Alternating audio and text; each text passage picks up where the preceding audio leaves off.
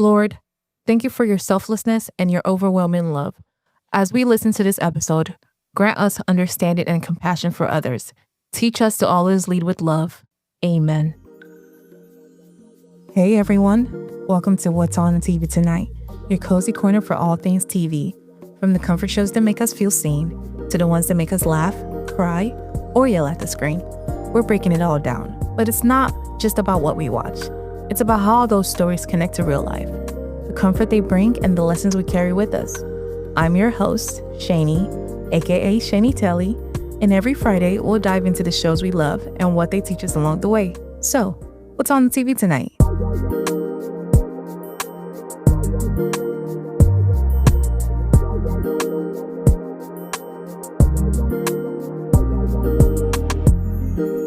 Hello, and welcome back to the podcast. Welcome to What's on the TV Tonight, a SeniTelly podcast. Happy Friday. Thank God it's Friday. We thank God for the weekend. Cheers to the freaking weekend. I drink to that. Yeah. Now, today's actually really funny. Today is actually really funny because, why did I record an episode and I was just, chatting it up and blabbing it up and, I didn't press record. So I was just talking. I was just talking just to talk. So I'm like, okay, Shani, maybe it's not meant to be today. But here we are on another episode. And we're going to do the dang thing. I might actually turn it episodes bi-weekly just because of your girl be busy. And I just don't know if she can continue doing weekly. But bi-weekly kind of sounds more attainable, and it's easier for me, I feel like, to be doing bi-weekly instead of weekly. But happy Friday, happy April. Oh my gosh, April is such a jam-packed month, I feel like, for TV shows and for movies, and there's just so many things coming out in April that I'm just eating it up and I'm loving.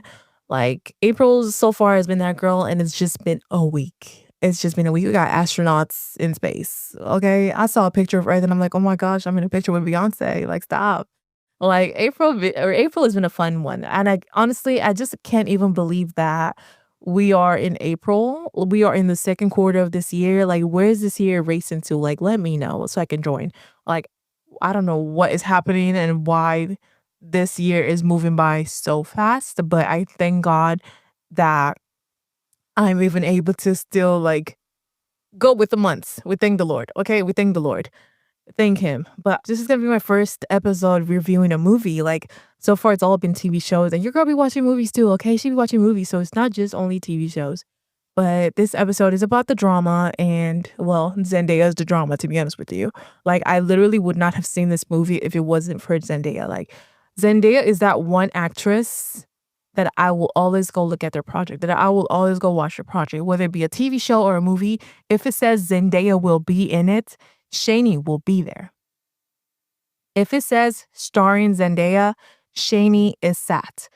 Anything that Zendaya does, I will follow. I will watch.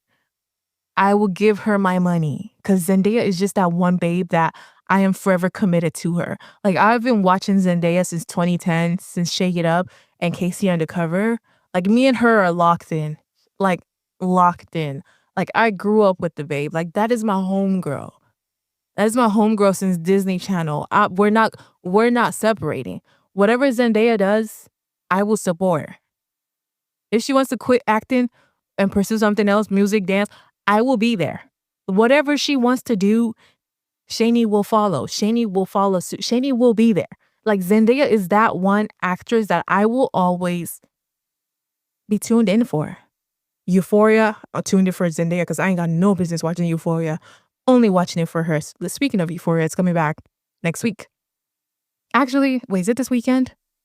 Oh my gosh, I think Euphoria is coming back this Sunday. Oh my gosh, yeah. So Zendaya is the only actress I will ever go see, even actors. I don't think there's any actor that I would want to go always consistently go see their movies. No, it's only Zendaya. Only Zendaya. I grew up with the babe. That is my homegirl. That's my homegirl.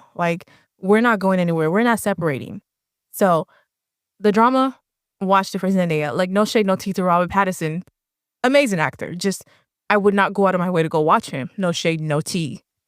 I wouldn't. But I did go see Batman.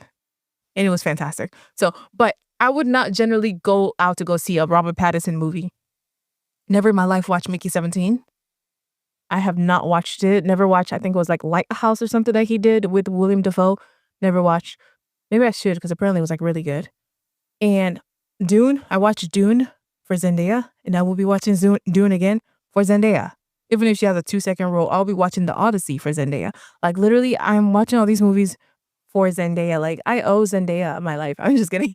But like I love her so much and I just want to see her win that I will forever be sad for whatever she has going on. Literally. I will be sad. But the drama, if you haven't seen the drama, it's been out for a week now. So quicken your feet and go watch the drama. I don't know what you're doing. Like go watch the drama. It's like fantastic movie. Like I haven't been excited for a movie since Sinners. I haven't been excited. I think the last movie I was excited for was Sinners and maybe Superman. But I wanna say Sinners because, like, Sinners, I was, like, itching to go see it, and the drama, I was itching to go see it. Just the promo alone for the movie was just fantastic. Like, they made me feel like I was going to Emma and Charlie's wedding. Like, they said, "You're cordially invited." Thank you, I will be there. Like, what? Like, I literally got AMC A-List subscription just for the movies that are coming out in April, like, specific just for the drama, You Mean Tuscany, and the Michael Jackson movie. I was like, "Sign me up for this actually, because 'cause I'm about to go watch all these movies every weekend, literally." But yeah, I was so excited to go watch the drama. I saw it last week Friday, and it did not disappoint, and I feel like the drama leaves you with questions. It makes you think. It makes you actually use your brain, and I saw this one tweet where it was like how going to go see the drama as a first date is actually really good. Cause me, I don't really care for movies as a first date just because I feel like majority of the time you're in a dark room, you're not talking to the person, you're not interacting with the person, you just focus on what's on the screen. But I feel like if you go watch the drama on your first date and then you go out to, like, get ice cream or dinner after, it's a good conversation starter and also like, lets you to see how the person thinks and their thought process behind their decisions. I feel like it's such a good way to really know the person and if they're stupid or not, in my humble opinion. So honestly, I feel like watching the drama as a first date movie, I would recommend that. I would recommend watching the drama as a first date movie just because you want to know if you're wasting your time with a dumbass or not. But no, I thought the drama was so good. And if you haven't seen the drama, it's about this two couple and it's literally days leading up to their wedding. Conversation happens. They decide to play a game with their friends, and the game was telling the most horrible thing you've ever done. And so everybody went around to tell the worst thing that they've ever done. And Emma, which is Zendaya's character, the worst thing that she had ever done was think about doing a school shooting. She never went through with it, but she thought it. So that was the worst thing she had ever done. And her maid of honor, Rachel. Honestly, Rachel's behavior is still very confused to me because Rachel's worst thing that she had ever done was lock a kid in a closet. And according to Rachel, the kid was slow. So that kid could have literally died of suffocation. Like, and apparently, like, they were looking for the kid for days. And she never said not one word about the fact that the kid was in the closet. The kid could have died of suffocation. Like, she actually went through with the worst thing that she had ever did. And so the fact that she went ham on Emma after Emma said the worst thing that she had done, mind you, it was a thought, not even a action. She thought it. She did not actually put it into effect. But Rachel went off. And Rachel was like, you know, my cousin Samantha is in a wheelchair because of a school shooting. How does that affect the price of the fish in the market? What does Emma have to do with that? Did Emma put your cousin in a wheelchair? Samantha being in a wheelchair ain't got nothing to do with Emma. Like, so I just didn't get the whole correlation and the fact that she reacted like that to an idea. Not even something that was put into effect, an idea. And it was the most insane thing because then it got in Charlie's head because Charlie's like, whoa, who am I marrying? Like, should I be thinking about not marrying her? Like, should I start having second thoughts? Like, am I marrying a psycho? Mind you, this is something that she thought of at 15, not at 30, at 15. So 15 years ago, when she was still a kid, her brain hadn't fully even developed.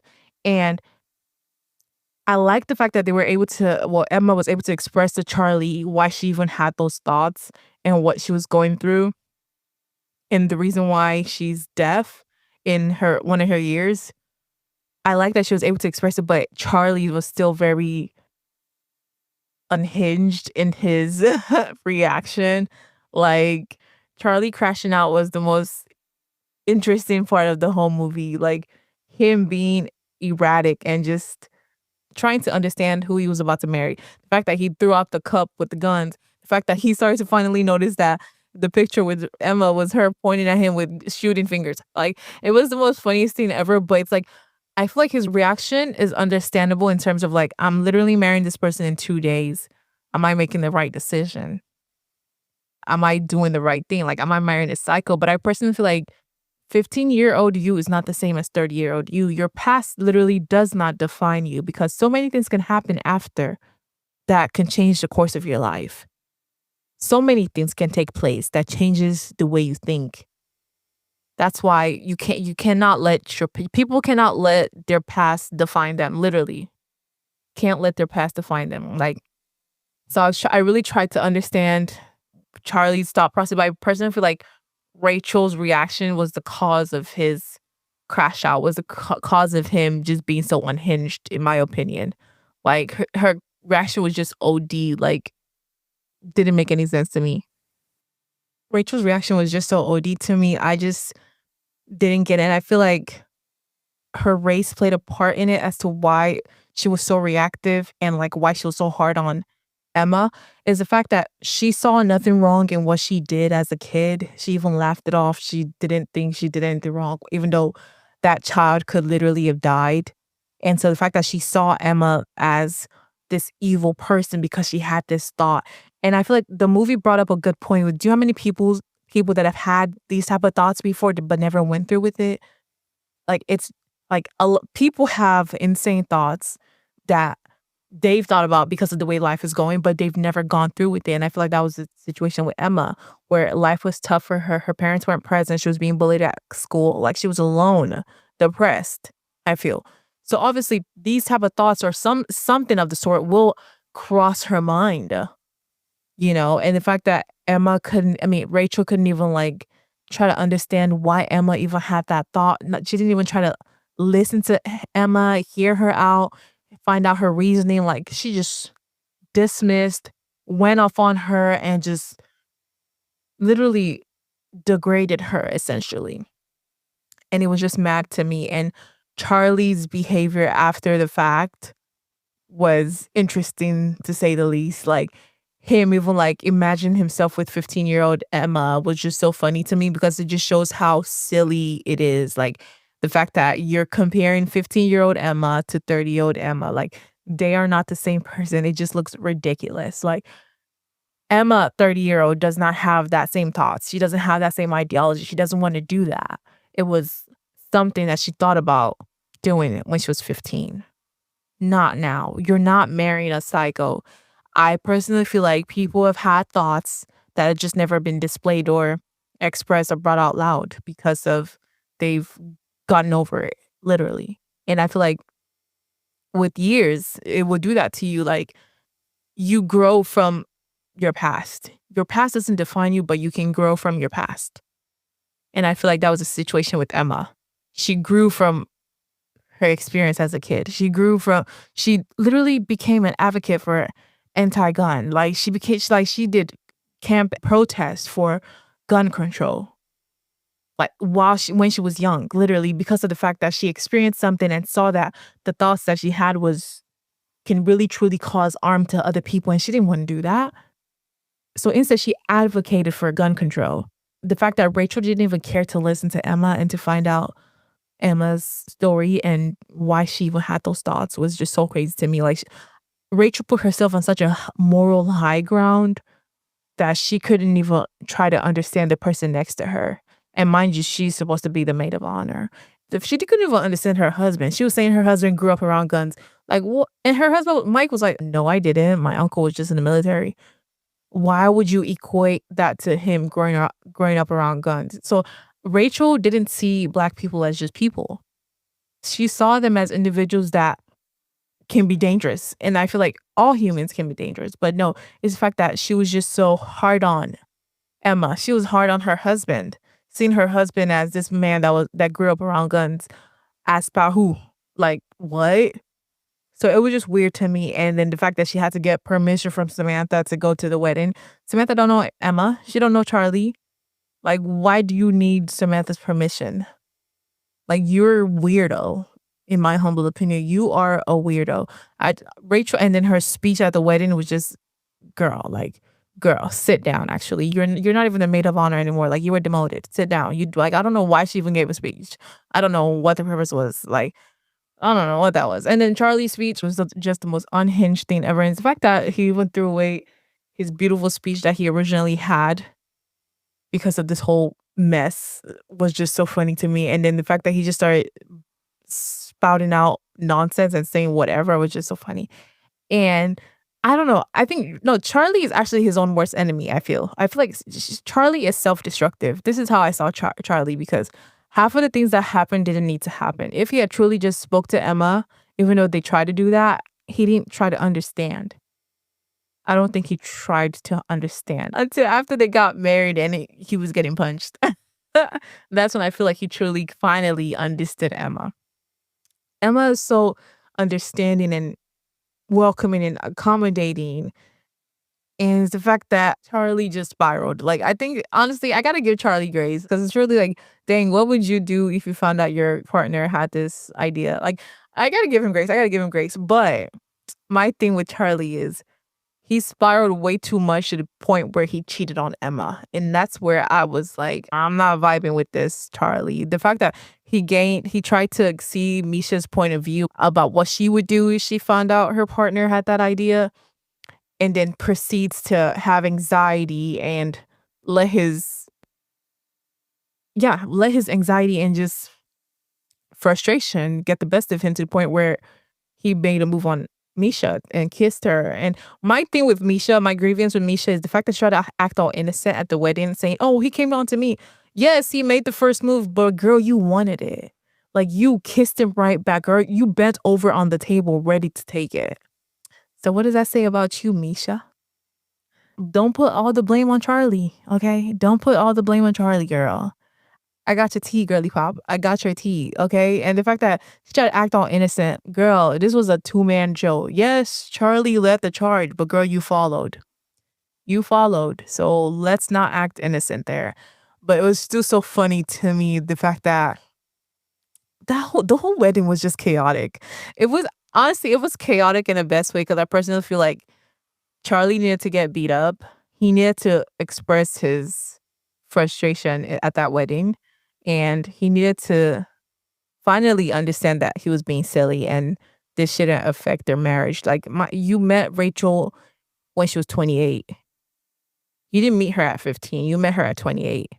So why are you having these feelings and thoughts like you met her at 15 to where, oh, she just had these thoughts now? If she had just recently had those thoughts, okay, now that's understandable. But no, this is thoughts from 15 years ago. So I just don't see why that would play a part in his future and why he feels like, oh, I can't get married to her. No, you 100% can still get married to her. You just need to have more conversations with your partner as to why you ever had that thought and what you were going through. It's really that simple. But what a great movie. What a nice movie. Like, I'm literally gonna go rewatch it this weekend. Like, it's just top tier. I really enjoyed it. Zendaya did her thing. Robert Pattinson did the thing. It was funny. It was lovely balance, nice balance. Okay, like, no complaints there. No complaints. The drama really ate that. I don't know. Like, it was such a good movie. I don't know. Just so good. Yeah, overall, honestly, because of how good it was, I really would give the drama a 9 out of 10. And I want to say I give it a 9 just because of the fact that I feel like it should have been more. Like, it was an hour and 46 minutes long. I personally feel like I could have been sat there for 2 hours. And I really loved the end of it where Emma comes back into the diner after the wedding, after the whole debacle of the wedding, just a horrible reception. Horrible reception. But I love how Charlie was looking for her and he knew, or I feel like he felt that Emma would be at the diner. So he went there and then she walks into the diner and then she pretends like she doesn't know him. And it was, she started all over. And her big thing was, okay, let's start all over, because her fault was not being open and honest with Charlie in the first place about the reason why she's deaf in 1 year and just her whole childhood. Because at the end of the day, this is the man that I love. This is the man that I'm going to get married to. I should be open and honest with him. So I feel like that was her fault. That's where she lacked, not being honest with her partner, her soon to be husband. And where Charlie lacked was really not truly expressing how this thing bothered him. Like, instead, he tried to find a million and one other things to do and just other things to react to. Like, honestly, Charlie is an interesting character of its on its own. Like, he's very interesting, but I like the fact that Emma, again, given chances upon chances. And I love the fact that it ended with them starting over in the diner. I really loved it. Like, the movie did such a great job in just displaying a dysfunctional relationship and the highs and lows, and honestly what leads up to weddings, because I feel like this is not the first time someone has crashed out 2 days or 3 days before their wedding. So it was a nice display of a dysfunctional wedding and relationship, but I like the way it ended. I felt very, not vindicated, but I felt well. Like, I really, everything was closed out. There was no like open-ended question or did they, like, were they gonna get a divorce? This and like everything, just the way it ended, everything made sense to me. Yeah, I said everything made sense to me. Like, no complaints there. I really no, like, I'm gonna go watch this movie again. Like, I really enjoyed it, and I also am gonna go watch it because I literally missed the first 3 minutes of it because I was late and I hated that. So just I like to have a full experience of a movie. Like, even though like the first 2 3 minutes was just like opening credits, I still like to have that full experience.